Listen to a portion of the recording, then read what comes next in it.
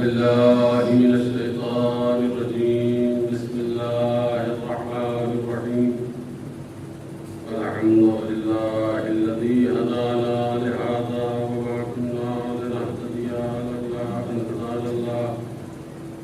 لقد جاءت رسل ربنا بالحق. والصلاة والسلام على سيد الأنبياء والمرسلين بالقاسم محمد وآله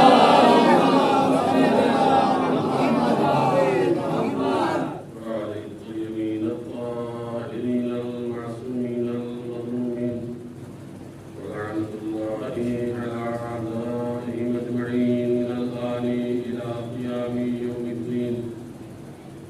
أما بعد فقد قال الله تبارك وتعالى في كتابه الحكيم وفرقانه الحميد وقوله الحق.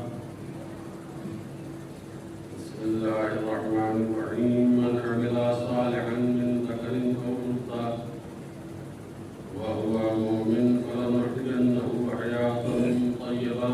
صلاة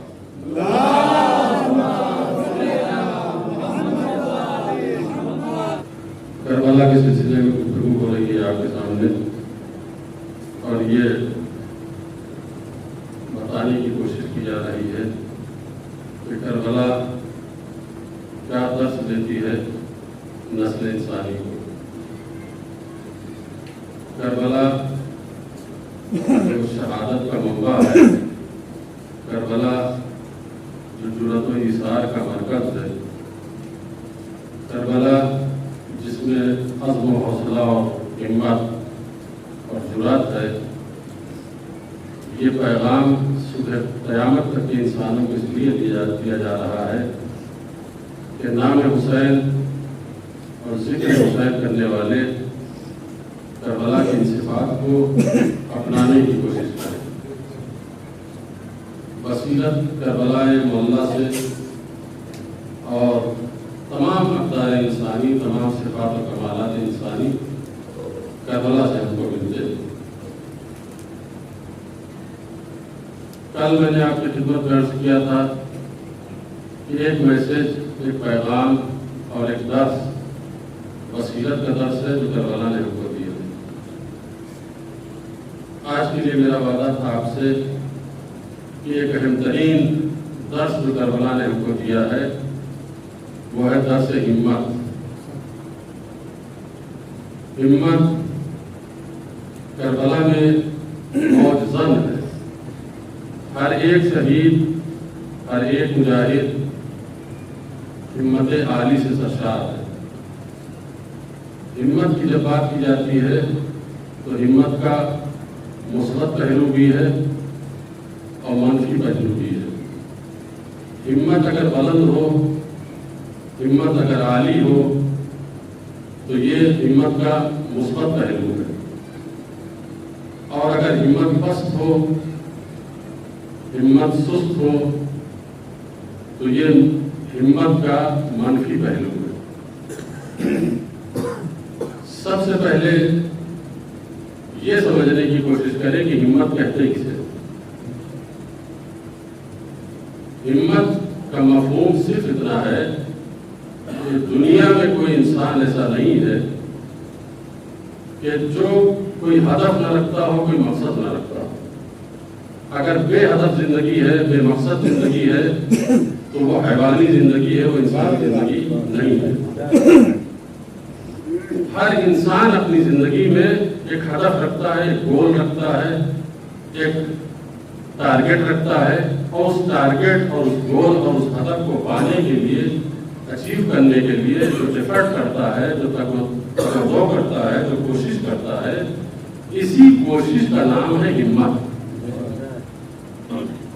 آپ جو کوئی بھی چیز حاصل کرنا چاہتے ہیں دنیا میں، اس چیز کو حاصل کرنے کے لیے جو محنت کریں گے آپ، تو اسی محنت کا نام ہے ہمت. اس کو سمجھیے. آپ طالب علم جو علم حاصل کر رہا ہے وہ کسی مقصد کے لیے علم حاصل کر رہا ہے. وہ جو محنت کر رہا ہے، راتوں کو جاگ رہا ہے، تو یہ جاگنا ہی یہ ہمت. اب جس کا ہدف جتنا بلند ہوتا چلا جائے گا اس کی ہمت اتنی بلند ہوتی چلی جائے گی، اور جس کا مقصد حیات جتنا پست ہوتا چلا جائے گا اس کی ہمت اتنی پست مانی جائے گی۔ ایک طالب علم کی مثال دے دوں آپ کی خدمت میں، تو اس سے مفہومی آپ محسوس کر لیں کہ ہمت کا مفہوم کیا ہے۔ ایک اسٹوڈنٹ، ایک طالب علم جو کالج جاتا ہے، اسکول جاتا ہے، آپ نے اس کی پیٹھ تھپتھپاتے ہوئے کہا کہ بیٹا ماشاء اللہ بہت خوشی ہوتی ہے تمہیں اسکول جاتے ہوئے دیکھتا ہوں، پڑھو، محنت کرو، دل لگاؤ، انشاءاللہ کامیاب ہو جاؤ گے۔ تو وہ طالب علم آپ کے اس تعریف آگے جملے کے جواب میں کہتا ہے کہ صاحب کیا ہماری بلا وجہ کی تعریف کر رہے ہیں، ہم اپنے شوق سے تھوڑی جاتے ہیں، ابا کے خوف سے جاتے ہیں۔ یہ ہے تعلیم کا پس منظر، یہ ہے تعلیم کا گول، ہدف، کہ جو تعلیم حاصل کر رہا ہے لیکن کسی کے پریشر کے دباؤ میں حاصل کر رہا ہے، کسی کے خوف اور کسی کی ڈر کی وجہ سے پڑھ رہا ہے، ایسی تعلیم کا کوئی فائدہ ہے؟ کوئی فائدہ نہیں ہے۔ یہ ہمت جو ہے، اس ہمت کو پست ہمت کہا جائے گا، اس ہمت کو معمولی ہمت کہا جائے گا۔ اس کے بعد ایک دوسرا بچہ ملا مجھے، میں نے کہا بیٹا پڑھنے کے لیے جا رہے ہو اسکول، بہت مبارک ہو، تم اچھا کام کر رہے ہو، تمہارا مقصد کیا ہے علم حاصل کرنے کا؟ اس نے ایک درجہ بلند ہو کر ایک بات مجھ سے بتائی۔ اس نے یہ نہیں کہا کہ میرے والد مجھے مارتے ہیں اور ڈانٹتے ہیں، ان کے ڈر کی وجہ سے پڑھ رہا ہوں۔ اس نے کہا پڑھ لکھ اس لیے رہا ہوں کہ تاکہ پڑھنے کے بعد کوئی اچھی جاب مل جائے۔ تو یہ بھی علم کو حاصل کر رہا ہے تجارت کی نیت سے، یعنی علم حاصل کرنے کے بعد اس کی ذہنیت اتنی محدود ہے کہ غلام بننا چاہتا ہے، نوکر بننا چاہتا ہے۔ تو یہ بھی ہمت پست ہے۔ ایک انسان وہ ہے جو تیسرا طالب علم ملا مجھے، میں نے کہا تم کیوں علم حاصل کر رہے ہو؟ کہا میں علم اس لیے حاصل کر رہا ہوں کہ پڑھ لکھ کر کچھ ایسا کریٹ کروں کہ 10-20 لوگوں کو جاب دے سکوں، 10-20 لوگوں کے ذریعے معاش کا ذریعہ بن سکوں۔ میں اس لیے پڑھ رہا ہوں کہ تاکہ لوگ ہماری وجہ سے نوکری پائیں، ہماری وجہ سے ان کے گھر چلے اور وہ ہم کو دعائیں دیں۔ یہ تین نظریات آپ کو ایک تحصیل علم کے سلسلے میں ملے۔ ایک نظریہ وہ ہے جو خوف کی بنیاد پر پڑھ رہا ہے، ایک نظریہ وہ ہے جو جاب حاصل کرنے کے لیے پڑھ رہا ہے، ایک نظریہ وہ ہے کہ نہیں ہم پڑھ اس لیے رہے کہ تاکہ خود ہم جاب کریٹ کریں اور دوسروں میں تقسیم کریں۔ تینوں تعلیم حاصل کر رہے ہیں، لیکن ان میں اہم ترین گول، اہم ترین مقصد تعلیم کس کا ہے؟ اس تیسرے آدمی کا ہے کہ جو اس نیت سے پڑھ رہا ہے کہ پڑھنے کے بعد اس منزل میں پہنچیں گے کہ کچھ لوگوں کو بھی ہم سلیکٹ کر سکیں گے۔ اور چوتھی منزل میں ایک آدمی اس سے بھی بالا تر ملا مجھے۔ اس سے جب میں نے پوچھا کہ تم کیوں تعلیم حاصل کر رہے ہو، تو اس نے کہا کہ میں صرف اس لیے پڑھ رہا ہوں کہ تاکہ تقرب الہی حاصل ہو سکے، تاکہ معرفت باری تعالیٰ حاصل ہو سکے، تاکہ دین کی تعلیمات کو گہرائی سے سمجھ سکوں، تاکہ ائمہ اطہار کی زندگی کو باقاعدہ باریکی سے سمجھ سکوں۔ تو اس لیے میں پڑھ رہا ہوں۔ ان چاروں میں جس کا گول اور جس کا ہدف یہ ہے کہ میں تعلیم اس لیے حاصل کر رہا ہوں کہ اللہ کی معرفت حاصل کر سکوں، یہ سب سے زیادہ ٹاپ پہ ہے۔ ایک سوال پڑھے محمد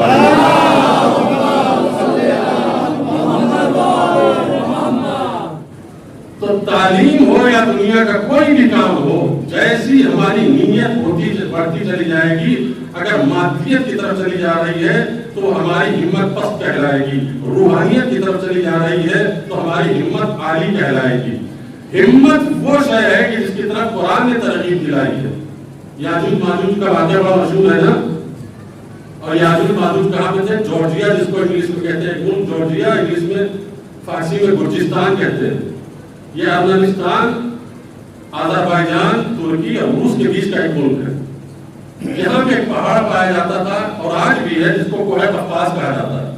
اسی کوہ قفقاز پہ ایک دیوار بنائی گئی جناب سکندر کے ذریعے، ذوالقرنین کے ذریعے سے، کہ جس کی وجہ سے یاجوج ماجوج سے لوگ محفوظ رہ گئے۔ تو یاجوج ماجوج جب اس بستی میں پہنچے تو دیکھا کہ ناتواں، کمزور، ضعیف لوگ وہاں پر آپ بابا کرنے کا کیا کیوں رو رہے ہیں؟ کہا یاجوج ماجوج نے جینا دھوکا کر دیا ہمارا۔ تو کہا کہ ہمت سے کام لو۔ دیکھیے ہمت کا لفظ آیا، قرآن نے بیان کیا۔ हिम्मत से काम करो, क्यों डरे हुए हो? काम क्या करें?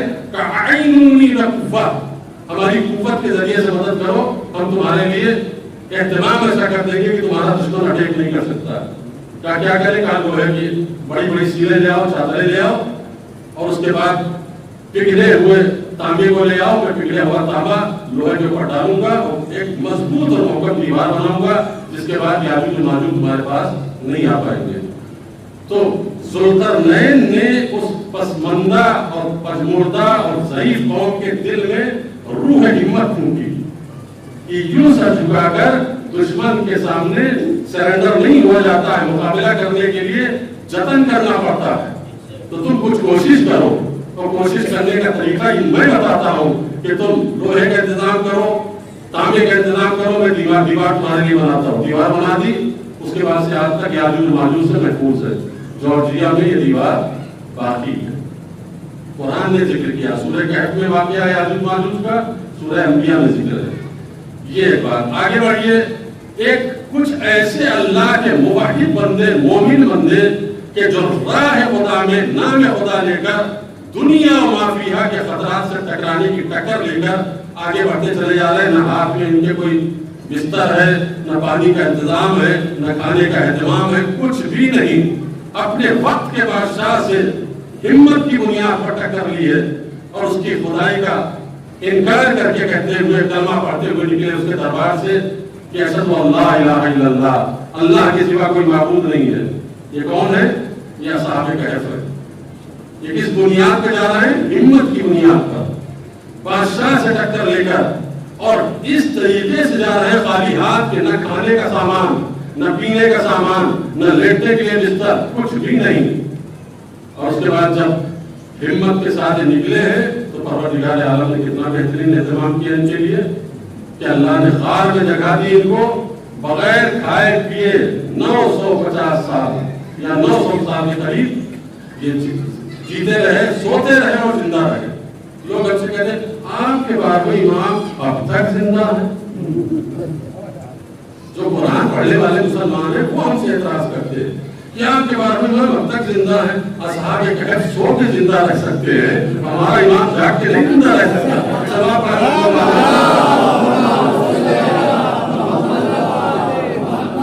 असहाबे कहफ से हिम्मत की दास्तान मिलती है। याजूज और माजूज के वाक़े में जुल्करनैन के जरिए हिम्मत की दास्तान और हिम्मत का दर्स मिलता है। आगे बढ़िए, अब यहाँ से मेरा सवाल कायम हो रहा है। वैसे हिम्मत में यहाँ से हमारा एक कलीदी बहस शुरू होने वाली है कि वो कौन से असबाब है कि एक इंसान अपने आप को कम हिम्मत महसूस करता है और कमजोर महसूस करता है, जबकि उसके अंदर सलाहियत भी पाई जाती है, टैलेंट भी पाया जाता है, लियाकत और काबिलियत भी पाई जाती है, लेकिन वो समझता है कि नहीं, मैं तो किसी काबिल नहीं हूँ, मैं तो किसी लायक नहीं हूँ। ये थिंकिंग आती कहाँ से है? अल्हम्दुलिल्लाह हमारे मासूम अइम्मा ने तमाम अतराफ जवानी पर नजर रखते हुए बताया है कि ये थिंकिंग आती कहाँ से कि एक इंसान सलाहियत रखता है लेकिन उसके बावजूद कम हिम्मत है, बस हिम्मत है और अपने आप को कमजोर समझ रहा है। का ये इसका पहला सबब, पहला आमिल और पहला फैक्टर ये है कि इंसान जब एहसास कमतरी का शिकार हो जाता है, तो जो कीजिएगा, एहसास कमतरी का शिकार हो जाता है तो फिर वो अपनी सलाहियत को बरूए कार नहीं लाता। वो समझता है हमारे अंदर कुछ भी नहीं है, कुछ नहीं कर पाएंगे। इसलिए मासूमी ने फरमाया खबरदार अपने को एहसास कमतरी में मुब्तला न करना। और बिलखुसूस जवानों के लिए तो जहर है, सब में कातिल है एहसास कमतरी कि जो पहाड़ों को हटा सकते हैं, हिला सकते हैं, उन जवानों को हिम्मत से काम लेना चाहिए, एहसास कमतरी का शिकार नहीं होना चाहिए। मासूम ने फरमाया एहसास कमतरी इंसान का पहला वो आमिल है कि जो पस्त हिम्मत बनाता है। अब दूसरा सवाल ये कि एहसास कमतरी आती क्यों है? किस वजह से कि इंसान भट्टा करता है और एहसास कमतरी में मुब्तला हो गया? तो क्या इसकी कई वजह हो सकती है। एक वजह तो ये हो सकती है कि हो सकता है कि यह आदमी जिस्मानी तौर से नाकिस हो, इसलिए समाज के सामने जाते हुए घबरा रहा है, शर्मा रहा है। फर्ज कीजिए किसी के चेहरे पर खुदा न खास्ता सफेद दाग हो गया तो शर्माता है, एहसास कमतरी मुब्तला हो जाता है। छठे इमाम के एक सहाबी है जिनका नाम है यूनुस इब्न अम्मार, چہرے پہ سفید داغ ہو گیا، باہر نکلے لوگوں نے تانے دینے شروع کیے، کس گناہ کی سزا میں مبتلا؟ یہ جو زہریلی زبان والے ہیں اللہ ان سے سب کو بچائے، جو بیماروں کو مریضوں کو تانے دیتے ہیں اور یہ سمجھتے ہیں کہ اللہ کا عذاب نازل ہوا ہے، ان کو خوفزدہ ہونا چاہیے کہ جو اللہ اس کو مبتلا کر سکتا ہے آپ کو اس سے خطرناک بیماری مبتلا کر سکتا ہے۔ تو تانے دیا یونس بن عمار کو، کس بیماری مبتلا ہو، چہرہ تار تار ہو گیا، سفید ہو گیا، اتنا دل پر نشتر لگا کہ گھر میں آ کے گوشہ نشین ہو کے بیٹھ گئے، اب باہر نہیں نکلے۔ امام کو خبر ہوئی، کہا یونس نظر نہیں آ رہا، کہا مولا باہر نکلے تھے، کچھ لوگوں نے طنز کیا، کہا کہ تمہارا چہرہ سفید ہو گیا، گناہ کیا کیا تم نے؟ تو بیچارے بہت مایوس ہو گئے، گھر میں بیٹھے۔ امام کا بلایا، امام نے اپنے پاس بٹھایا، کہا یہ تو بیماری ہے، کسی کو لاحق ہو سکتی ہے، اس میں کون سی پریشان ہونے کی بات ہے؟ تم جو پشمردہ ہو گئے، جو مایوس ہو گئے، گھر سے جو باہر نہیں نکلتے ہو، نکلو، یہ بیماری ہے، سبھی کسی کو ہو سکتی ہے۔ اور تمہیں میں بتاؤں، جناب موسیٰ کے زمانے کا دربار فرعون میں رہنے والا ایک مومن ہے جس کو قرآن نے مومن آل فرعون کہا ہے، جس کا نام حزقیل ہے۔ یونس، حزقیل مومن آل فرعون کی انگلیوں کی کیفیت کیا تھی تمہیں معلوم ہے؟ کیا نہیں بولا؟ نہیں معلوم۔ کہا ان کی انگلیاں آپس میں چپکی ہوئی تھی، ہاتھوں کی انگلیاں آپس میں چپکی ہوئی تھی، لیکن اس کے باوجود بھی باہر آ کے تقریر کرتے تھے، اللہ کی توحید کی طرف دعوت دیتے تھے، ہاتھوں کو اٹھا کر لوگوں کو دکھاتے تھے، شرماتے نہیں تھے۔ جو نہیں شرماتے تھے کہ اللہ نے کیا تو کیسا شرمانا، یہ اللہ کی دی ہوئی چیز ہے بھائی، تو اس میں کون سا خوف؟ تو وہ شرماتے نہیں تھے، مجمع عام میں آ کر وہ چپکی ہوئی انگلیوں کو لے کر ہاتھوں سے اشارہ کر کے تقریر کرتے تھے۔ گھبراؤ نہیں، تمہیں احساس کمتری میں مبتلا نہیں ہونا چاہیے۔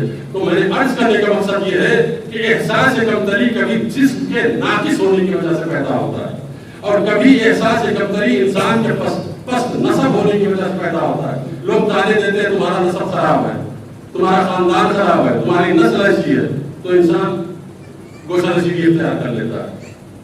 جناب حضور سرور کائنات کی کئی ازواج ہیں،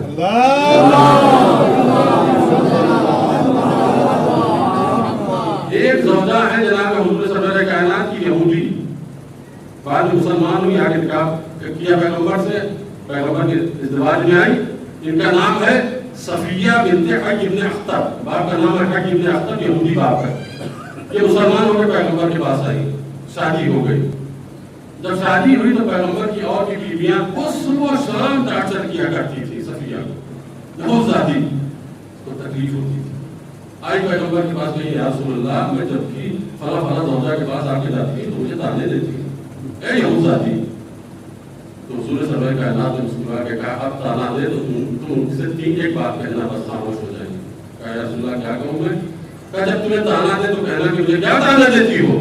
میرا باپ ہارون پیغمبر، میرا چچا موسیٰ پیغمبر، میرا شوہر سید المرسلین۔ سلام پڑھیں محمد۔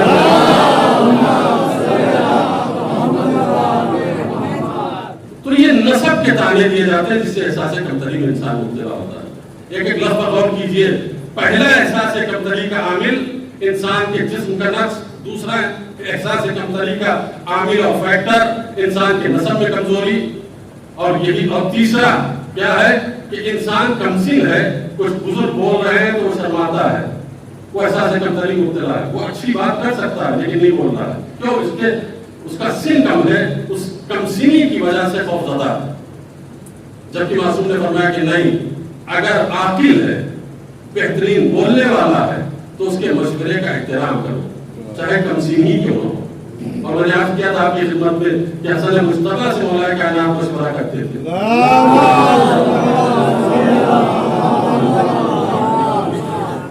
لیکن ہوتا ہے سماج میں کہ بچے شرماتے ہوئے احساس کمتری کا شکار ہو جاتے ہیں۔ ایسا حسام بنی امیہ کا حاکم، اس کے زمانے میں قید پڑا، 3 سال مسلسل قید۔ بستی کے لوگ پریشان، جانور مرنے لگے، جسم کی کھال سوکھنے لگی، تو بوڑھے بزرگ سب جمع ہوئے کہ لگے کہ جوان کو اپنے وقت میں شامل کیا جائے۔ بستی کا جو جوان تھا بڑا ذہین اور زیرہ، بہت ہی زیادہ اچھی تقریر کرنے والا، اس کو اپنے جو ان کی ٹیم تھی اپنے ٹیم کا سردار بنایا اور نمائندہ بنا کر اس کو لے کر حسام کے دربار میں پہنچے۔ اچھا ہم نے پوچھا کون ہو کہاں سے آیا؟ کہا فلاں بستی سے ہیں، 3 سال سے بارش نہیں ہوئی۔ کہا تمہارا نمائندہ کون ہے؟ اشارہ کیا جوان۔ بڑی حقارت سے اس نے دیکھا، کہا جوان کیا بولے گا؟ کہا کہ نہیں سرکار یہ ہم سب سے اچھا بولتا ہے۔ دیکھیے یہ ہے قوم کے جوانوں کا احترام کہ وہ بزرگ اپنے تکبر اور رعونت میں مبتلا نہیں ہے، اس کے صلاحیت کا استفادہ کر رہے ہیں کہ یہ بول سکتا ہے، میری بات کو میرے معافی ضمیر کو پہنچا سکتا ہے، تو اس کو ایسے نمائندہ لے کر اپنے ساتھ گئے۔ کہیں ہمارا نمائندہ ہے، بات کرے گا؟ کہیں کیا بات کرے گا؟ کہیں آپ پوچھئے تو کچھ، کہاں تم کیا کہنا چاہتے ہو؟ کھڑا ہوا کہنے لگا سرکار 3 سال سے بارش نہیں نازل ہوئی، بہت زیادہ پریشانی ہو گئی۔ پہلی سال جب قحط پڑا تو صورتحال یہ ہوئی کہ ہمارے جانور مر گئے، دوسرے سال جب قحط پڑا تو ہمارے جسم کی کھالیں سوکھنے لگی، اور تیسرے سال کے قحط سے ہماری ہڈیاں چرمرانے لگی، لیکن چٹکنے لگی ہیں۔ اب تو ہماری مدد کیجیے۔ یہ جو مال ہے، اس پر غور کیجیے، اس جملے پر کہتا ہے یہ جو مال ہے آپ کے پاس، آپ کے دربار میں، جو آپ کے خزانے میں، سرکار یا تو اللہ کا ہے یا آپ کا ہے یا پوری قوم کا ہے۔ اگر اللہ کا ہے تو ساری قوم کا حق ہے، اگر قوم کا ہے تو بھی قوم کا حق ہے، اور اگر آپ کا ہے تو اللہ کا حکم ہے انفقوا فی سبیل اللہ، اللہ کے راہ میں خرچ کرو۔ یہ تو بڑا فصیح و بلیغ زبان ہے، میں خوش ہوا اس کے فصاحت پر، اور میں نے 1 لاکھ درہم دینے کا وعدہ کیا، تم سب کو 1 لاکھ درہم دیتا ہوں، اور تمہاری انعام کے علاوہ اس جوان کو الگ سے 10,000 درہم دے رہا ہوں۔ 10,000 جوان کو دیا، 1 لاکھ اس کو دیا۔ تو یہ جوان ہے کہ جس کے ٹیلنٹ کو استعمال کیا جائے تو بہت کچھ حاصل کیا جا سکتا ہے۔ چھٹے امام امام جعفر صادق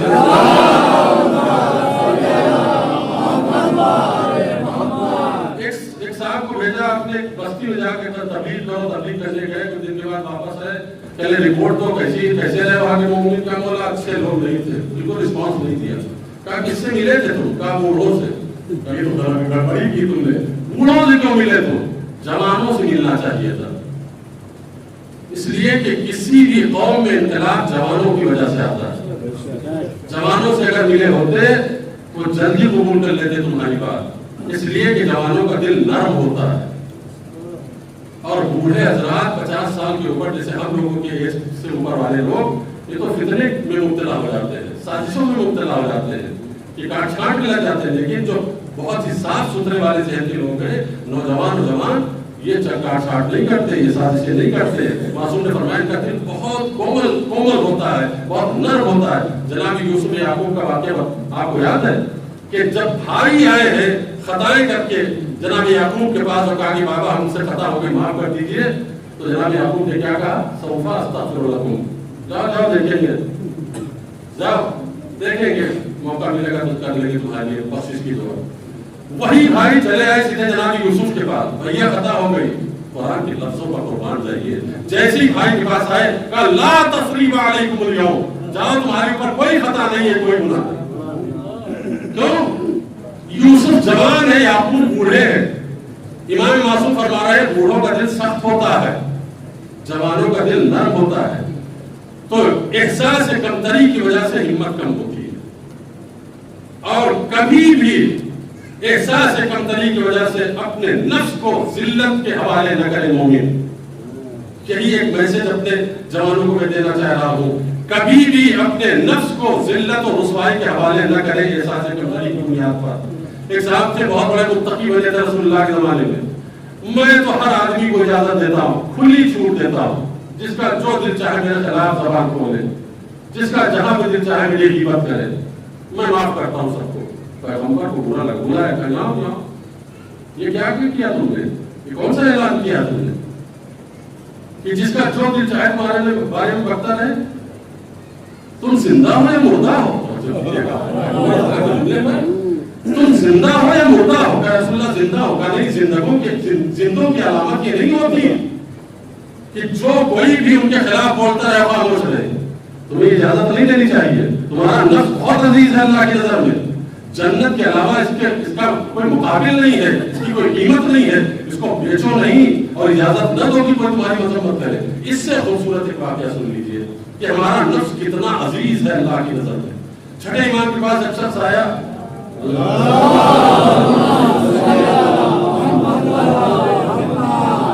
آگے کہتا ہے کہ فرزند رسول ہمارے ساتھیوں کا ایک وفد، ایک ڈیلیگیشن، ایک ٹیم پکنک پہ جا رہی ہے، اور وہ سب جانتے ہیں آپ کی وہ سب پیسے والے ہیں، صاحب حیثیت لوگ ہیں، انہیں کے ساتھ ساتھ ہم بھی جائیں گے، آپ ہماری حیثیت جانتے ہیں، کوئی معمولی حیثیت کا آدمی ہو، تو ان کے ساتھ جاؤں گا، تھوڑا مزہ کروں گا بیٹی۔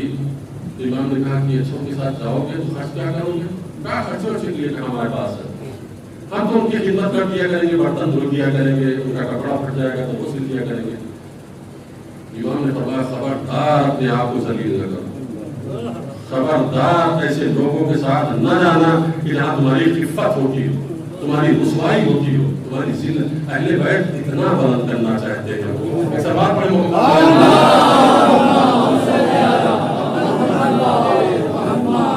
اس سفر میں نہ جاؤ کہ جس سفر سے تمہاری خفت ہوتی ہو، اس سفر سے گریز کرو، پرہیز کرو کہ جس میں تمہاری ذلت ہوتی ہو۔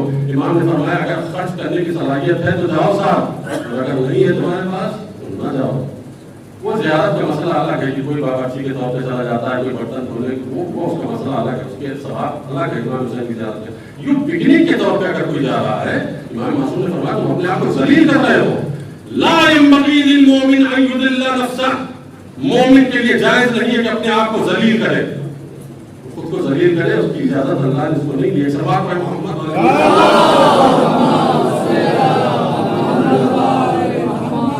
یہ اسباب پر غور کرتے چلے جائیے کہ کچھ اسباب ہے کہ جس کی وجہ سے ہم پست ہمت ہو جاتے ہیں۔ اور دوسرا سبب کیا ہے انسان کی پستی ہمت کا؟ کہ انسان راحت طلب جب ہو جائے تو ہمت اس کی پست ہو جاتی ہے۔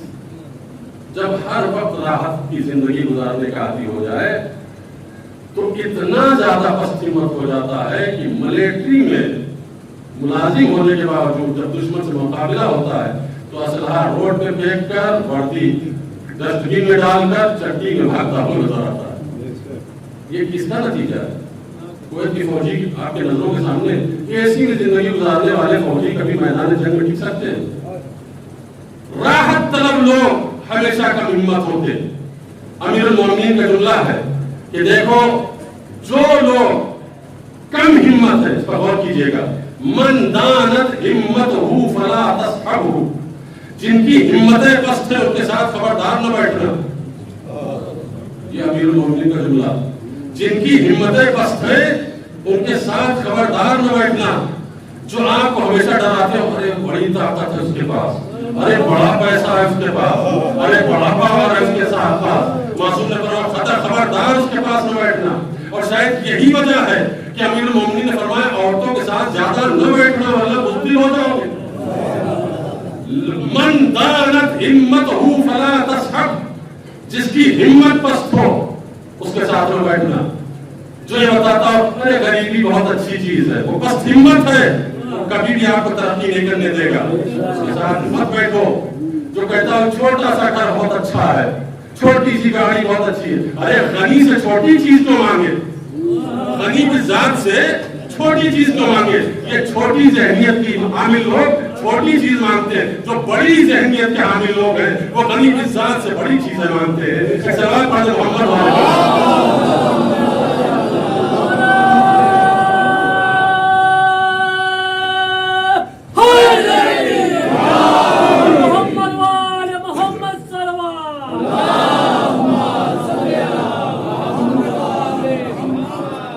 بکری دے دے اللہ گزارا کے لیے کافی ہے، یہ پست ہمت آتی ہے۔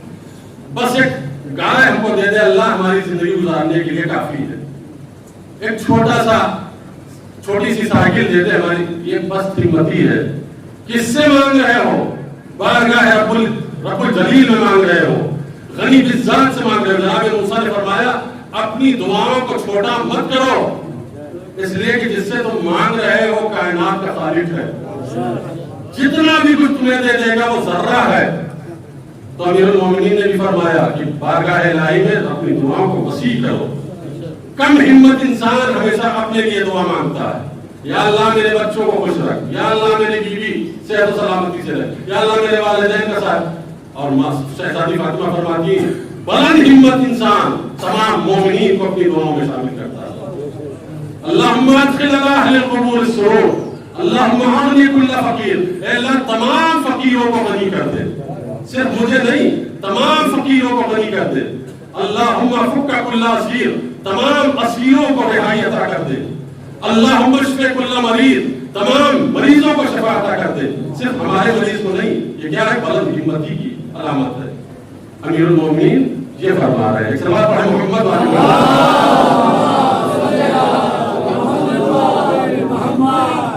और एक जुमला और सुन लीजिए कि बुलंद हिम्मत वो होता है कि जो खतरात में बैठकर बुरा भाग नहीं करता। बुरा भाग जब करेगा, गणित लगाएगा तो बहादुर नहीं होगा। एक सुनहरे हुरूफ से लिखने वाला जुमला मौला का, मन कसरा फिल फिक्र लम यशजा, जो बहुत ज्यादा बैठ के सोचेगा वो बहादुर नहीं हो सकता। जो बहुत सोचेगा वो बहादुर नहीं हो सकता, वो हिम्मत नहीं हो सकता। ये सब आइडियल, ये सब रास्ते आईने किस कौन दिखा रहा है? ये वो दिखा रहे हैं कि जिनको हम इतना इमाम मानते हैं और जिनकी तालीमात की खबर हमको नहीं है।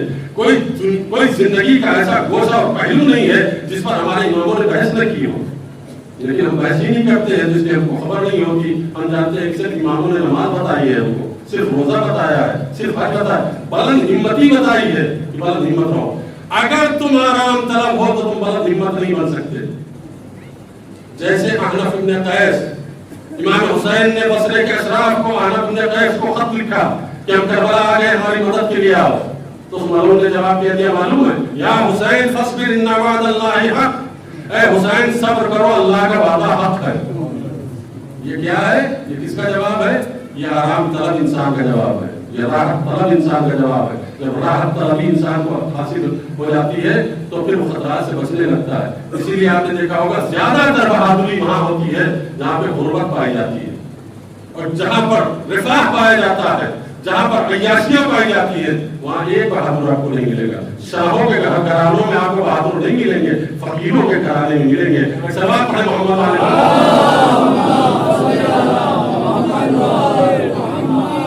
ये अहनफ इब्न कैस कह रहा है कि मुझे माफ कीजिए। ये दूसरा सबब। और तीसरा सबब क्या है? कि इंसान पस्त हिम्मत हो जाता है, नाउमीदी। जब नाउमीद हो जाए तो फिर हिम्मत टूट जाती है उसकी। बीमारी राहत हुई, अब मैं अच्छा नहीं हूँगा, बस यही एक जहन में उसको बार बार खलिश हो रही है कि बस अब तो हमारा आखिरी वक्त है, अब मुझे कोई बचा नहीं सकता। जबकि कुरान कहता है कि सबसे बदतरीन गुनाह अगर कोई है तो अल्लाह की रहमत से नाउमीदी। खतरनाक बीमारियों में भी अल्लाह से नाउमीद ना हो, खतरनाक हालात में भी अल्लाह की उम्मीद रहमत से नाउमीद ना हो। जब नाउमीद होता है इंसान तो हिम्मत पस्त हो जाती है। चौथे इमाम इमाम ज़ैनुल आबिदीन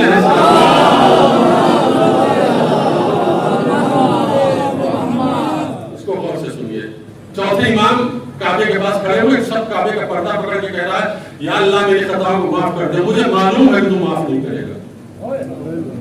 या अल्लाह मेरी खताओं को माफ। ये क्या है? नाउमीदी है। ये जुमले जब ज़बान पे अदा होने लगे तो समझ जाओ इंसान नाउमीदी के मंजिल पे पहुंच गया और उसकी बख्शिश मुहाल है, नामुमकिन है। वो कह रहा है, या अल्लाह मुझे माफ कर दे, मुझे उम्मीद है, मुझे यकीन है कि नहीं माफ करेगा। या अल्लाह मुझे जहन्नम से बचा ले, लेकिन मुझे यकीन है कि जहन्नम से नहीं बचाएगा, मुझे जहन्नम में डालेगा। इमाम लरज़ने लगे उसके जुमले को सुनकर। उसके पुष्ट पे हाथ रखा कि कैसी दुआ कर रहा है तू, ये कैसी दुआ कर रहा है? ये पस्त हिम्मती की दुआ है, ये दुआ न मांग। क्या कैसी दुआ मांगू? आपने फरमाया कि दुआ मांग के परवरदिगार तू सबसे अजीम है, मेरा गुनाह चाहे जितना बड़ा हो, लेकिन मेरे गुनाह से बड़ी तेरी रहमत है, मेरे गुनाह से बड़ा तेरा करम है। परवरदिगार मेरे गुनाहों को माफ कर। नहीं, फर्जंद रसूल नहीं माफ होगी मेरी खता। क्या खता है क्या तेरी? क्या मैं जज हूं, काजी हूं, मेरे कलम से एक मासूम और बेखता इंसान का को सजा हो गई है, उसको फांसी हो गई है, और बेखता इंसान हमारी वजह से मरा है, इसलिए हमको यकीन है कि हम जहन्नम में जाएंगे। इमाम ने फरमाया, नहीं, जहन्नम में नहीं जाएगा तू, अभी रास्ता है। कहा क्या रास्ता? कहा उनके रिश्तेदार जिंदा है। कहा हाँ जिंदा है। कहा जा उनके पास जा, जो दियत होती है 100 ऊंट के बराबर दियत है इंसान के कत्ल की, कहा 100 ऊंट के बराबर उनको दियत दे दे, ہاتھ پیر جوڑ منت کر سماجت کر راضی کر وہ معاف کر دیں گے جنت میں چلا جائے گا. صلوات پڑھیں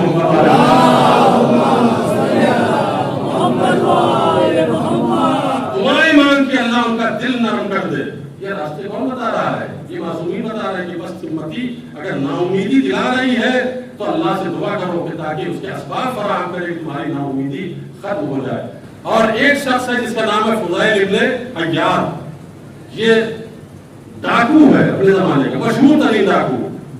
گھروں میں کود کر سامان اٹھا لے جاتا ہے. بہت بڑی اس کی گیٹ تیار ہو گئی ہے. گھر میں پہنچا ہے مسلمان کے رات کا تیسرا حصہ گزر چکا ہے. جیسے ہی نقب لگا کے اندر سر ڈالا اس نے تو اندر سے آواز آ رہی ہے. اس آیت پر غور کیجیے گا. آیت پڑھا تھا اندر سے گھر کا مالک الان ایک صلوات پڑھیں محمد والے علم یعنی ان تخشع قلوبہم لذکر اللہ. کیا وہ وقت نہیں آیا ہے کہ صاحبان ایمان کا دل لرز جائے اللہ کے ذکر کی وجہ سے؟ کیا یہ وہ وقت نہیں آیا ہے؟ چور اور ڈاکو کی آواز کام یہ آواز عربی جاننے والا عرب کا چور ہے تو جانتا ہے قرآن کے معنی کس کی واقف ہے. یہاں کا چور ہوتا تو کہتا پتہ نہیں کیا پڑھ رہا ہے. صلوات پڑھیں محمد والے عربی چور ہے عیاض فضیل ابن عیاض. اس نے کہا علم یعنی للذین آمنوا ان تخشع قلوبہم لذکر اللہ. کیا وہ وقت نہیں آیا کہ صاحبان ایمان کا دل تڑپ جائے ترس جائے خوف زدہ ہو جائے اللہ کے ذکر سے؟ تو فوراً برجستہ کہتا آنا آ گیا ہوا اور سب پیٹتا ہوا واپس آ گیا. اور توبہ انابت کرنے کے بعد جو مال لوٹا تھا جہاں تک ممکن ہوا جن کا مال لوٹا تھا سب کو واپس کیا. سچی توبہ کرنے کے بعد اب واض و نصیحت کرنے لگا. اس کی واض و نصیحت میں بڑے بڑے زہاد بڑے بڑے عابد آتے تھے بیٹھتے تھے اس کے درس کو سنتے تھے. انہی سننے والوں میں آپ کو بتاؤں میں کون آتا تھا؟ ہارون رشید بھی آگے اس کے درس میں بیٹھتا تھا. ہارون رشید دیکھیے آپ یہ زمانے کا انقلاب کہ امام معصوم کا درس اچھا نہیں لگتا ڈاکو کا درس اچھا لگتا ہے. امام معصوم کا درس امام رضا موجود ہے اس کے زمانے میں. امام موسیٰ کاظم ان کے درس میں نہیں بیٹھتا ہے ان کو قید میں ڈال دیا ہے. اور جو ڈاکو آیا ہے ابھی توبہ کیا ہے وہ درس دے رہا ہے اس کے درس میں بیٹھتا ہے. بڑے بڑے کارنامے ہیں ہارون کے. فصلی مسلمان موسمی مسلمان بہت خطرناک ہوتا ہے. موسمی مسلمان کا مطلب یہ ہے کہ 10 دن محرم میں بڑا پکا مومن اور 10 دن محرم گزرنے کے بعد پھر جو بھی دل چاہے وہ کرنے کے لیے تیار ہے. وہ ہر جگہ آپ کو نظر آئے گا. ہارون رشید کا بھی یہی کیفیت تھی. جب واز کی محفل میں بیٹھتا تھا تو زاروں قطار ہوتا تھا. بازو ہلنے لگتے تھے چیخ مار مار کے روتا تھا. اس کے بعد جب بز میں درس اخلاق ختم ہوتا تھا تو اسی جگہ پر رقاصاؤں کو بلاتا تھا. وہاں ناچ شروع ہو جاتی تھی تو انہی کے ساتھ کھڑے ہو کر خود بھی ناچنے میں مصروف ہو جاتا. یہ کیا ہے؟ یہ فصلی مسلمان ہے. یہ موسمی مسلمان ہے. مسلمانوں کا کوئی بھروسہ نہیں ہے. ان کا کوئی ایمان کی کوئی قیمت نہیں. صلوات پڑھیں محمد والے.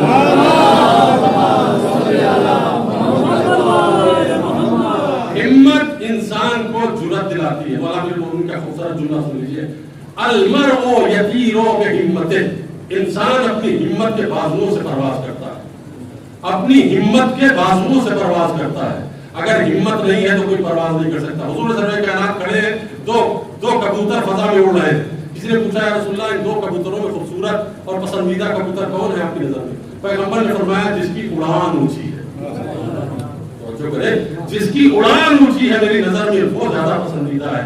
جس کی ہمت بلند ہوتی چلی جائے گی اس کی وہ اہل بیت کی نظر میں بلند ہوتا چلا جائے گا. لہذا ہمت بلند رکھیں گے درس کربلا. کربلا میں کوئی ایک انسان ایسا نہیں ہے جس کی ہمت پست ہو. کوئی ایک ایسا سپاہی نہیں جس کی ہمت معمولی ہو جو بزدل ہو. خدا نخواستہ نعوذ باللہ. اتنے با ہمت اتنے شجاع اتنے دلیر کہ ڈاکٹر کبیر صادق صاحب مرحوم کا جملہ مجھے یاد آ گیا اور بہت ہی پیارا جملہ خوبصورت جملہ. وہ کہا کرتے تھے کہ انسان کتنا بھی بہادر ہو وہ پورے مجمع کو اکیلے دھکیل کے دیوار سے نہیں لگا سکتا. کتنا بھی بہادر ہو. میں یہاں پہ حدیث پڑھ رہا ہوں. آپ جب پورا مجمع کھڑا ہوتا ہے مجھے دھکے مار کے سینے پہ ہاتھ رکھ کے دیوار سے لے جا کے لگا سکتا ہے. میں کوشش کروں تو پورے مجمع کو نہیں کر سکتا. کتنا بھی بڑا طاقتور انسان مجمع کو دیوار سے نہیں لگا سکتا. کبھی ساتھی صاحب فرماتے تھے کہ لیکن کربلا کے شہید ہر ایک شہید اتنا بہادر تھا کہ پوری فوج کو دیوار سے پوری فوج کو تلے تلنا دیوار سے لے جا کے بلند کر دے رہا تھا. یہ کیا ہے؟ یہ درس ہمت ہے, یہ درس شجاعت ہے. کربلا درس ہمت دیتی. لہذا کربلا سے ہم کو سبق, اور جنہوں نے درس لیا آج وہ امریکہ کے دانت کھٹے کیے ہوئے ہیں, اسرائیل کو بھی پسپا کیے ہوئے ہیں. نہ اسرائیل میں طاقت ہے ان سے مقابلہ کرنے کی, نہ امریکہ میں دم ہے ان سے مقابلہ کرنے کی. وہ حزب اللہ, اس کے پاس کون سی طاقت ہے؟ یہی ہمت حسینی ہے جو ڈٹا ہوا ہے میدان میں. ایک تنہا اسرائیل بھی مقابلہ کرنے کی ہمت نہیں کر رہا ہے, امریکہ بھی اس حملہ کرنے کی طاقت نہیں رکھا. کیوں؟ کربلا سے درس ہمت لیا. کربلا سے درس ہمت جو لیتی ہے قومیں وہ زندہ ہو جاتی ہے, وہ پوری کائنات پہ چھا جاتی ہے. ایران کا کیا عالم ہے آپ دیکھ رہے ہیں کہ بلندی کے معراج طے کر رہا ہے. اس کی بنیاد پر آئیڈیل حسین کو بنایا. تو آئیڈیل حسین کو ہم صرف میرے عزیزوں صرف اور صرف مظلومیت میں نہ بنائیں کہ صرف رو لے اور رو کے اٹھ جائیں. حسین کو آئیڈیل بصیرت میں بنائیں, شجاعت میں بنائیں, ہمت میں بنائیں, جرأت میں بنائیں, وفا میں بنائیں, ایثار میں بنائیں. اس لیے کہ یہی سارے دروس ہیں جو کربلا ہم کو دے رہی ہے. ایک سلوات پڑھیں محمد والے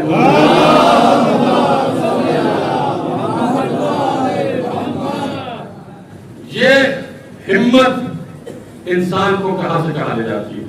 پہلی چیز بے ہمتی انسان کے اندر آتی ہے احساس کمتری سے. دوسری چیز راحت طلبی, آرام طلبی سے. تیسری چیز نا امیدی سے. چوتھی بہانے سے.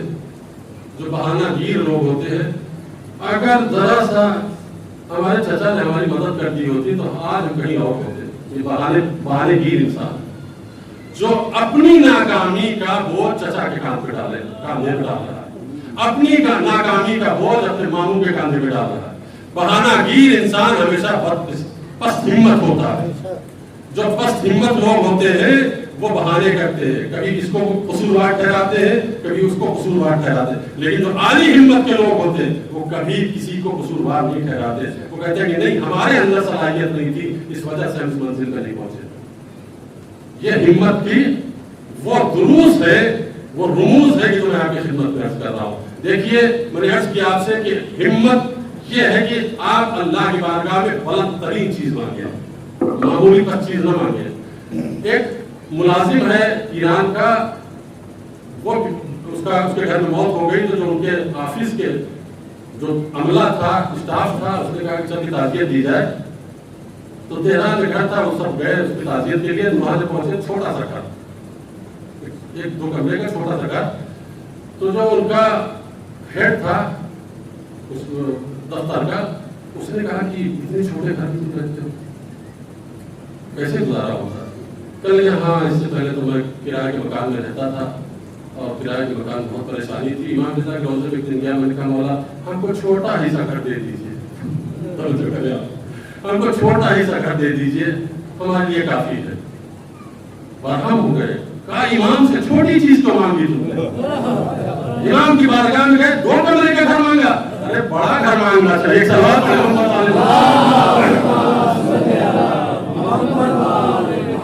اللہ کی بارگاہ میں بڑی شے کا مطالبہ کرو, امام کی بارگاہ میں بڑی شے کا مطالبہ کرو. اگر کوئی انسان آپ کو بستی کی طرف لے جانے کے لیے دعوت دیتا ہے تو سمجھ جائیے کہ وہ آپ کا دوست نہیں ہے, آپ کا دشمن ہے. آپ کو سمجھانا نہیں چاہتا ہے, آپ کو آگے بڑھانا نہیں دیکھنا چاہتا. بلند ہمت لوگوں کے ساتھ بیٹھیے. امیر المومنین یہی فرما رہے ہیں, پست ہمت لوگوں کے ساتھ نہ بیٹھیے. اور جو بلند ہمت لوگوں کے ساتھ بیٹھتے ہیں تو ان کی کچھ تاثیر ان کے اندر آ جاتی ہے. دیکھیے حضور سرور کائنات صحرا سے گزر رہے ہیں تو دیکھا کہ ایک شخص ہے جو بکری چلا رہا ہے. بھوک اور پیاس پیغمبر کے اوپر غالب ہوئی. اس کے پاس گئے کہ کچھ کھانے کے لیے تمہارے پاس؟ کہا رسول اللہ ہے کھانے کے لیے. کہا جلدی سے لا دو. جلدی سے اس نے دودھ دھوا, ایک کٹورے ملا کے پیغمبر کو دیا. پیغمبر نے روٹی ڈالی, اس کو کھا لیا, پی لیا, بہت خوش ہوئے. کہا کہ جو کچھ مانگنا ہو مانگو, میں تمہیں دینے کے لیے تیار ہوں. رسول اللہ یہ بکری ہے, دعا کیجیے 8-10 بکری اور آ جائے. ہمت اور بلند ہمت پست ہمت میں میری بحث چل رہی ہے. وہ کہہ رہا ہے یا رسول اللہ دعا کیجئے کہ 10-12 بکری اور آ جائے ہمارے پاس. پیغمبر نے وہی جواب کیا, کہا کتنا پست ہمت انسان ہے یہ, اس نے کیوں اس بلند ہمت عورت کی طرح دعا نہیں مانگی جو قوم موسیٰ میں تھی, اس کی طرح اعلی ہمت والی دعا کیوں نہیں مانگی. اب تشریف لا کوئی صحابہ کو, یا رسول اللہ اس کی دعا کیا تھی؟ کہ جب پھر موسیٰ چلنے لگے مصر سے تو حکم اللہ کو کہ اکیلے نہ جاؤ, یہاں پہ یوسف کا جنازہ دفن ہے, اس کو ساتھ لے کر جاؤ فلسطین. تو موسیٰ کو خبر نہیں تھی, اللہ نے بتایا نہیں کہ کہاں ہے. کہا پروردگار بتا دے, کہا نہیں بتاؤں گا, پوچھو تم لوگوں سے. پوچھنا شروع کیا, کسی کو خبر نہیں. کسی نے بتایا کہ فلاں محلے میں ایک گڑیا رہتی ہے, آپ اس کے پاس جائیں, وہ بتائے گی کہ قبر یوسف کہاں ہے. وہاں گئے, کہنے لگے کہ تمہیں معلوم ہے یوسف کی قبر کہاں پتا ہے؟ کیا بتا دیجئے. کہا ایسے کیسے بتا دیں؟ کہا پھر کیا لیں گے آپ؟ کہا میری 3 دعائیں. پہلی دعا تو یہ ہے کہ میں بوڑھی ہوں, مجھے جوان کرو. میں بوڑھی ہوں, ناممکن چیز مانگ رہی ہے. جب امام آفر دے تو وہ مانگو جو کوئی نہیں دے سکتا. وہ کہہ رہی میں بوڑھی ہوں, مجھے جوانی مل جائے. کہا دیا. کہا دوسری دعا دوسری میری خواہش یہ ہے کہ میں جنت میں جاؤں. کہا ٹھیک ہے, اس کا بھی وعدہ کرتا ہوں جنت میں جاؤں. کہا تیسری دعا یہ ہے کہ جنت میں آپ کے ساتھ رہوں.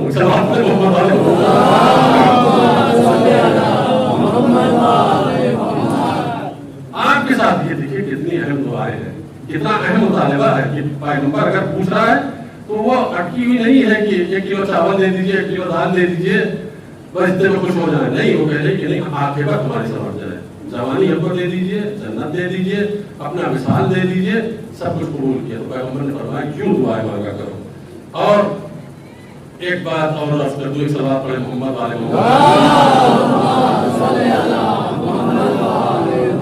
میں نے کسی مجلس میں عرض کیا تھا آپ کی خدمت میں کہ جب فرات پہ قبضہ ہوا, تو بڑا نعمتی کی بات ہے تو سن لیجئے. جب فرات پہ قبضہ ہوا بنی امیہ کا, معاویہ کے لشکر کا, جنگ صفین میں, اس جنگ میں سید الشہداء بھی تھے ہمارے تیسرے امام. تو امام علی نے فرمایا تھا اپنے لشکر کو خطاب کر کے, فالموت فی حیاتکم مقبولین والحیات فی موتکم قائمین. زندت کے ساتھ زندہ رہ جانا موت ہے, موت کے ساتھ حیات, عزت کے ساتھ مر جانا زندگی ہے. یہ کیا کہا تھا, کس نے کہا تھا؟ مولا امیر المومنین نے. اگر ذلت کے ساتھ زندہ بھی ہو تو مرے ہوئے ہو, لیکن اگر مر گئے ہو, عزت کے ساتھ مرے ہو تو زندہ ہو. تو امام حسین آگے بڑھے, کہا بابا میں ابھی جاتا ہوں اور گھاٹ کو خالی کرا کے آتا ہوں. سید الشہداء نے, شہر ابن عاشور نے لکھا اس واقعے کو, کہ سید الشہداء نے حملہ کیا, ایک ہی حملے میں ٹڈی دل کی طرح بھگا دیا ان کو, پورا میدان صاف, اور آپ فرات کے اندر داخل ہوئے, پانی پہ قبضہ کر لیا. جب پانی پہ قبضہ ہوا تو یہ جملہ جو امیر المومنین نے پورا واقعہ پیش آنے کے بعد ارشاد فرمایا تھا, اور یہی کلیدی جملہ ہے, یہی میں آپ تک پہنچانا چاہتا ہوں.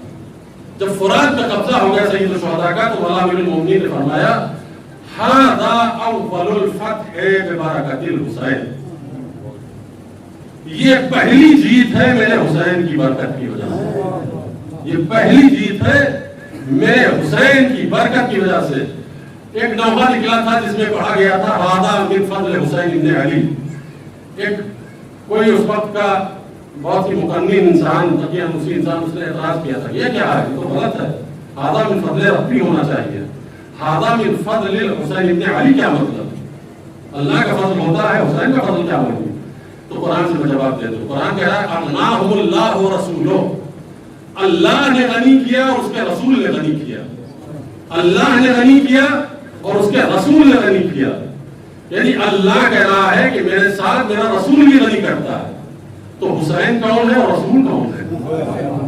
جب رسول غنی کر سکتے ہیں تو حسین غنی نہیں کر سکتے. معصوم نے فرمایا ھذا ببرکۃ اول الفتح ببرکۃ الحسین, یہ حسین کی پہلی برکت ہے.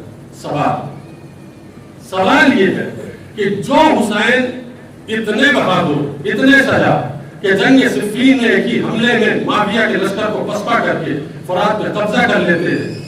کیا وجہ ہوئی کہ کربلا میں 3 دن کے بھوکے پیاسے ہیں؟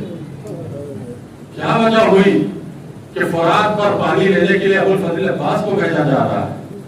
تو ہاں اس کا جواب سنیے، جنگ صفین میں حسین کا امتحان نہیں تھا، کربلا میں حسین کا امتحان تھا۔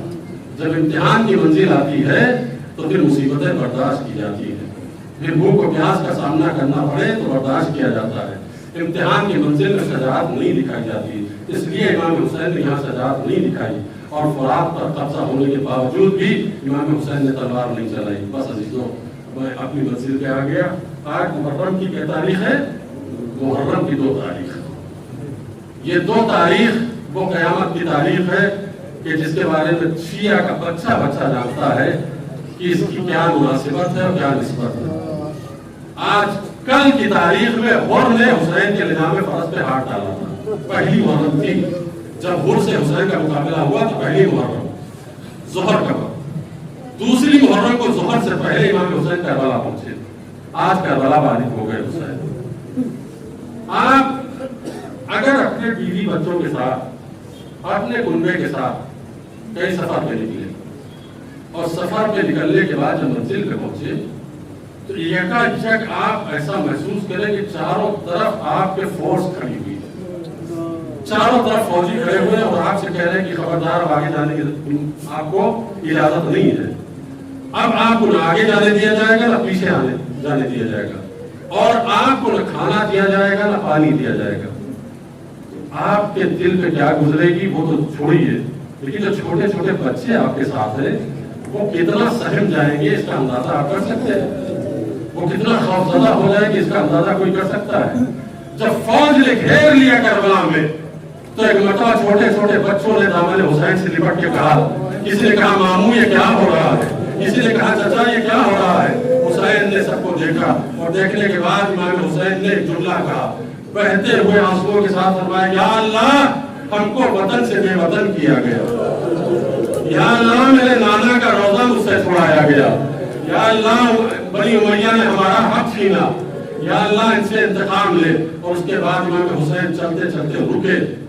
جب رکے تو پوچھا کہ زمین کا نام کیا ہے، کسی نے کچھ بتایا غازریہ، کسی نے نینوا، ایک گوشے سے کسی نے کہا اس کا نام کربلا۔ بس جیسے ہی حسین نے سنا کہ کربلا، فرمایا ہاتھ ہی کربی وبلا، ارے یہی وہ جگہ ہے کہ جہاں پہ ہمارا خون بہایا جائے گا، یہی وہ جگہ ہے جہاں ہمارے جوانوں کے بازو قلم ہوں گے، یہی وہ جگہ ہے جہاں پہ ہمارا جوان علی اکبر کی نیزے کی علی کھائے گا، یہی وہ جگہ ہے جہاں ہماری بہنوں کے سروں سے چادریں چھینی جائیں گی۔ حسین گریہ کر رہے ہیں، شہزادی زینب کو زمین کربلا پہ اتارا گیا، ایک تیز ہوا چلی، گرد اڑی، بیوی کے سر کے اوپر گرد آگے پہنچی۔ شہزادی نے فرمایا بھیا ایک بہت سی سرزمین ہے کہ جس پہ قدم رکھتے ہی ساتھ زینب کا دل بیٹھتا جا رہا ہے۔ حسین نے فرمایا بہن یہ وہ زمین ہے جس کا وعدہ بچپن میں مجھ سے کیا گیا ہے، ہم اس کے لیے پیدا ہوئے ہیں، یہ ہمارے لیے پیدا، یہ سرزمین ہمارے لیے خلق ہوئی ہے، یہی پہ ہمیں قربانی دینی ہے۔ لہذا آج کی تاریخ قیامت کی تاریخ ہے۔ آج 2 شہیدوں کا مجھے تذکرہ کرنا ہے، ایک حر جری کا اور دوسرا شبیہ تابوت جو شہیدوں کا برآمد ہوگا ان کا بھی ذکر کرنا ہے۔ گھیر کا جو لایا ہے اور شب عاشور تک فیصلہ نہیں کر پایا کہ ہم نے اچھا کیا کہ برا کیا، لیکن شب عاشور جب آئی تو ایک مرتبہ اپنے بیٹے سے کہا، یا بنی الناس من الدنیا راحلہ وکرامات الدنیا زائلہ نلحق بالحسین لأننا نفوذ بالشہادہ۔ اے بیٹا جو کوئی دنیا میں آیا ہے وہ اس دنیا کو چھوڑ کے جائے گا، بیٹا اس دنیا کی جتنی چمک دمک ہے سب ختم ہو جائے گی، آپ حسین کے پاس چلے، شہادت کا جام نوش کر کے ہمیشہ کے لیے سرفراز ہو جائیں۔ اے بیٹا یہ بتاؤ کہ کیا تم نے اپنے سواری کو پانی پلا لیا ہے؟ کہا ہاں بابا ہم نے اپنے گھوڑے کو پانی پلا لیا ہے۔ اپنے بچے کا ہاتھ پکڑ کے اپنے لشکر سے کچھ دور لے کر وہ پہنچے، اور پہنچنے کے بعد اپنے بیٹے سے کہا کہ بیٹا ذرا کہاں ہم کو حسین کے خیمے کی طرف لگا، حسین کے خیمے کی طرف کان کر، اور کوئی آواز آ رہی ہو تو مجھے بتا. ایک مطلب بچے نے بیٹے نے غور سے سننا شروع کیا اور تھوڑی دیر کے بعد میں ساختہ روتے ہوئے کہتا ہے بابا ارے بچوں کی سزائیں لتش بند ہو رہی ہے. ہائے پیاس ہائے پیاس. بس یہ سننا تھا کہ ہم نے کہا بیٹا بتا کہ تو کدھر جانا پسند کرے گا, جنت میں جانا پسند کرے گا یا جہنم میں جلنا پسند کرے گا. کہا بابا کون جہنم میں جانے کے لیے ترجیح دے گا, ہم تو جنت میں جانا پسند کریں گے. اور نے کہا بیٹا اگر جنت میں جانا چاہتا ہے دیکھ وہ سامنے جنت کا شہزادہ کھڑا ہے, وہ مالک جنت کھڑا ہے, چل حسین کے قدموں پہ بیعت کرتے ہیں. باپ بیٹے غلام بھائی سب سوار ہوئے اور حسین کی بارگاہ میں پہنچے اور پہنچتے ہی ساتھ حسین کے قدموں پہ سر رکھا. اور سر رکھنے کے بعد ایک ہی سوال, فرزند رسول کیا خطا معاف ہو سکتی ہے؟ فرزند رسول کیا گناہ معاف ہو سکتا ہے؟ اور کو معلوم ہے کہ گناہ اتنا سنگین ہے کہ خطا معافی کے لائق نہیں ہے, اس لیے پوچھ رہا ہے فرزند رسول کیا خطا معاف ہو سکتی ہے؟ حسین نے ایک مرتبہ دونوں بازوؤں کو تھاما, اور کو اٹھایا, اٹھانے کے بعد سینے سے لگایا, فرمایا انتا حر فی الدنیا والآخرہ, اے حر تو دنیا میں بھی آزاد ہے آخرت میں بھی آزاد ہے. میں نے بھی معاف کیا, میرے خدا نے بھی معاف کیا, حر کو معاف کیا, اور کو معاف کیا حسین ابن علی نے. اور معاف کرنے کے بعد حسین زار و قطار رونے لگے. اب جو حسین کو روتا دیکھا تو ہم تڑپ گیا. کہا فرزند رسول آپ کیوں رو رہے ہیں؟ رونا ہمیں چاہیے. کھیر کے لانے والا میں, بچوں کو ٹہلانے والا میں, آپ کے خاندان کو تڑپانے والا میں, بھوک و پیاس کا مسبب میں. فرزند رسول اگر گریا کروں تو میں کروں, آپ کیوں کر رہے ہیں؟ امام نے فرمایا رو اس لیے رہا ہوں کہ جب دشمن بن کے آیا تھا تو سیراب کیا تھا, آج جب دوست بن کے آیا ہے تو حسین کے پاس سے قطرہ آب نہیں ہے, حسین کے پاس سے قطرہ آب نہیں کہ تجھے سیراب کر سکوں. اے اور اس لیے رو رہا ہوں کہ مولا آپ شرمندہ نہ کیجیے, اب مجھے اجازت دیجیے کہ مقتل میں جاؤں. مولا نے فرمایا کہ جاؤ, لیکن ہر نے کہا نہیں مولا پہلے میں اپنے بیٹے کو بھیجنا چاہتا ہوں. ان کا بیٹا گیا, ان کا بیٹا گیا زخموں سے چور ہو کے گرا اور آواز دی مدد کے لیے. اور پہنچے اور یہ سوچ کے پہنچے کہ میں پہلے پہنچوں گا اپنے بیٹے کے جنازے پہ, لیکن جو وہاں پہنچے تو کیا دیکھا کہ ان سے پہلے سیدہ کا لال ہر کے بیٹے کے جنازے پہ پہنچا ہے اور ہر کے بیٹے کا سر اٹھا کے آغوش میں رکھا ہے. اور نے کہا فرزند رسول آپ نے میرے اوپر بڑا کرم کیا, بڑا احسان کیا. حسین نے فرمایا نہیں, تم نے حق وفا ادا کیا اور یہ ہمارا فریضہ تھا. یہ گفتگو تمام ہوئی, ایک مرتبہ اور خم ہوئے اور خم ہو کر چاہتے ہیں کہ اپنے جوان بیٹے کا جنازہ اٹھائیں.